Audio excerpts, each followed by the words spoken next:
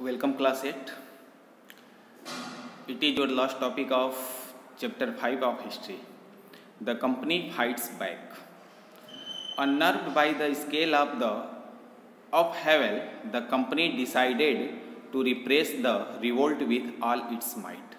बेटा जैसा कि प्रीवियस वीडियो मैंने बताया था कि रिवोल्ट जगह जगह पे शुरू हो गया था, तो कंपनी ने निर्णय लिया कि हमें किसी भी तरह इस रिवोल्ट को दबाना है। जो धीरे धीरे रिवोल्ट बढ़ रहा है या उजागर हो रहा है, लोगों के दिमाग में हमारे प्रति रिवोल्ट करने की जो प्रथा चल रही है, उसको हमको किसी भी कंडीशन में दबाना है, यानी रिवोल्ट होने नहीं देना है। किसने किया? कंपनी ने डिसाइड किया कि चाहे जैसे हो, जैसे भी संभव हो, हमें इस रिवोल्ट को रोकना है। अगर हम इस रिवोल्ट को नहीं रोक पाए तो हमें इंडिया छोड़ के जाना पड़ेगा। तो कंपनी ने यही डिसाइड किया कि हमें कैसे भी क्या करना है, इस रिवोल्ट को रोकना है।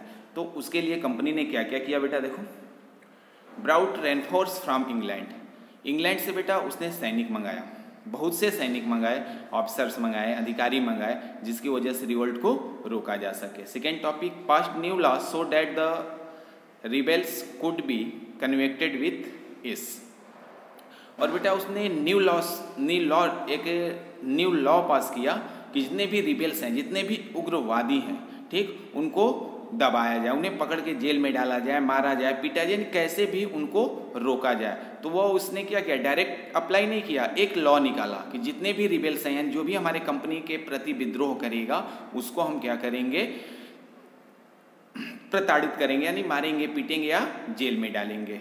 थर्ड बेटा, Delhi was recaptured from the rebel force in September 1857। जैसा बेटा मैंने कल वाले वीडियो में आपको बताया था कि मार्च में मेरठ से दिल्ली गए लोग, और वहाँ पे बहादुर शाह जफर से मिलने के बाद वहाँ पे लोग रिबेल करना शुरू किए, रिवोल्ट करना शुरू किए।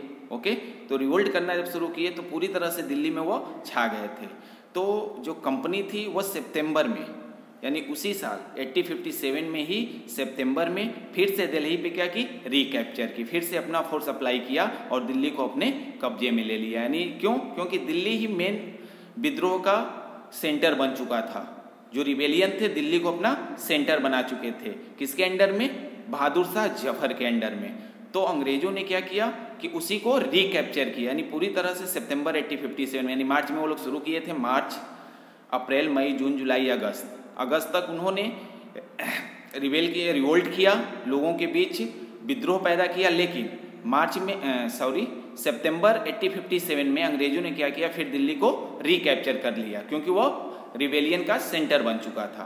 तो बेटा अंग्रेज क्या किए कि रिवोल्ट को देखे, पूरे टॉपिक को आप समझो। रिवोल्ट को जब अंग्रेजों ने देखा कि रिवोल्ट धीरे धीरे विकसित हो रहा है, डेवलप हो रहा है, इससे हमारा पावर खत्म हो जाएगा, तो उसको दबाने के लिए उन्होंने हर प्रयास किया, जिसमें 3 टॉपिक मेन है। ब्राउट रेनफोर्स फ्रॉम इंग्लैंड से उसने अधिकारी, सेना मंगाया, फोर्स मंगाया। पास्ट न्यू लॉ पास किया, जिसमें रिबेल्स को क्या करना था, कैसे भी कंट्रोल करना था, चाहे वो जैसे संभव हो। तीसरा, दिल्ली पे रिकैप्चर किया कि पूरी तरह से बहादुर शाह जफर के अंडर में जो रिबेलियन विद्रोह कर रहे हैं वह पूरी तरह से क्या हो, शांत हो जाए। तो उसने क्या किया, दिल्ली पे रिकैप्चर किया। क्लियर बेटा? नेक्स्ट टॉपिक है बेटा आफ्टर माथ। अब देख लो आफ्टर माथ में क्या बताया गया है। British to control they were required to change their policy. बेटा ब्रिटिश जब देखे कि ये रिवोल्ट शुरू हो गया है तो उन्होंने दोबारा कंट्रोल किया। जैसा कि मैंने अभी बताया कि पूरी तरह से रिवोल्ट को शांत करने के लिए उन्होंने निर्णय लिया और कर भी दिया, सफल भी उसमें हो गए वो। उसके बाद ब्रिटिश फिर कंट्रोल कर लिया पूरे इंडिया पे, तो they were required to change their policy. तो उनके दिमाग में एक आइडिया आया कि हमें कुछ पॉलिसीज चेंज करने होंगे। अगर हम चाहते हैं कि फिर से इंडियन जो हैं विद्रोह न करें, रिबेल न करें, रिबेलियन न बने लोग, तो हमें कुछ अपने पॉलिसीज को चेंज करना पड़ेगा। तो उन्होंने क्या किया बेटा, regain control by the end of 1859 के लास्ट तक उन्होंने पूरी तरह से कंट्रोल कर लिया था। जो रिवोल्ट शुरू हुआ था 1857 में, पूरी तरह से बंद हो गया था, उनकी नज़र में बंद हो गया था बेटा। लेकिन जगह जगह पे जो रिवोल्ट प्रोड्यूस हो चुका था, डेवलप हो चुका था, वो लोगों के बीच था, लेकिन उसने फोर्स लगा के, अपनी ताकत लगा के, पावर दिखा के लोगों को चुप करा दिया था बस। लेकिन रिवोल्ट ख़त्म नहीं हुआ था और 1859 तक उसने पूरी तरह से कंट्रोल कर लिया था। अब उसमें क्या हुआ जो मैंने अभी बताया कि they were required to change their policy, तो उसमें क्या क्या वो चेंज करना चाहते हैं बेटा, यहाँ देखो list of the important changes that were introduced by the British. यहाँ पे फर्स्ट है आपका बेटा the power of east India company was transferred the British crown. बेटा पहला चेंजेस क्या हुआ कि जैसे मैंने बताया कि ईस्ट इंडिया क्या थी, कंपनी थी, वो आई थी और भारत में हुकूमत करना शुरू कर दी थी।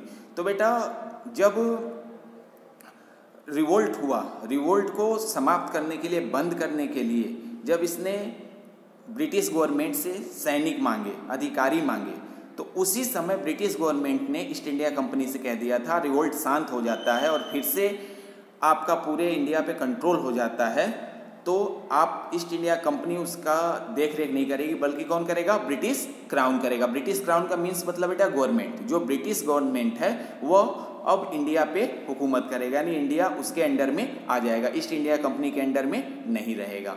सेकेंड बेटा British parliament passed a new act in 1858। 1858 में ब्रिटिश पार्लियामेंट ने एक लॉ पास किया। उसमें क्या था, आप देखो पहला टॉपिक उसमें, उस लॉ में पहला टॉपिक क्या था, member of British cabinet was appointed of state of India. बेटा जो ब्रिटिश कैबिनेट है उसका कोई एक मेंबर इंडिया में अपॉइंटमेंट होगा और इंडिया उसके हाथ में होगी, यानी इंडिया का जो भी रिस्पॉन्सिबिलिटी होगा वो पूरी तरह से उसके हाथ में होगा। किसका, मेंबर ऑफ ब्रिटिश कैबिनेट, यानी वो ब्रिटिश कैबिनेट का कोई व्यक्ति होगा जो इंडिया को देखेगा, यानी ईस्ट इंडिया कंपनी नहीं देखेगी। Second governor general of India, और ब्रिटिशर्स कोई गवर्नर बन के इंडिया में आएगा, यानी गवर्नर कौन बन के आएगा, ब्रिटिशर्स, यानी अंग्रेज का ही कोई बंदा होगा जो कैबिनेट में रहता होगा, कैबिनेट का पार्ट होगा, वह गवर्नर बन के इंडिया में आएगा, गवर्नर जनरल बन के इंडिया में आएगा और पूरे इंडिया की रिस्पॉन्सिबिलिटी उसकी होगी।